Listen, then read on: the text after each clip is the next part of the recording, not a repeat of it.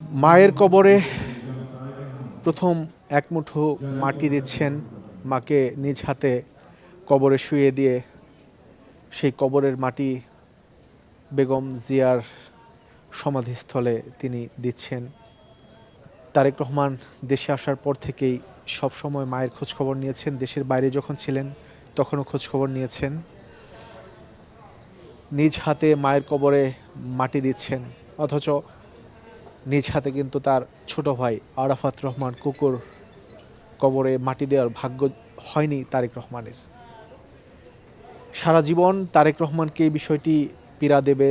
তিনি তার ফেসবুক পোস্টে লিখেওছেন, গতকালকে মায়ের মৃত্যুর পর তিনি উল্লেখ করেছেন,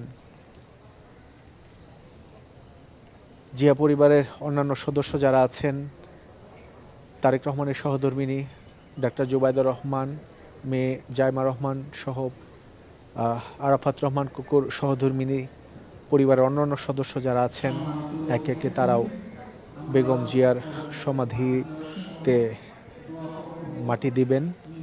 বেগম জিয়ার যে ইচ্ছা, উদ্দেশ্য, রাজনৈতিক দর্শন, সব কিছুই বিএনপি অক্ষরে অক্ষরে পালন করবেন।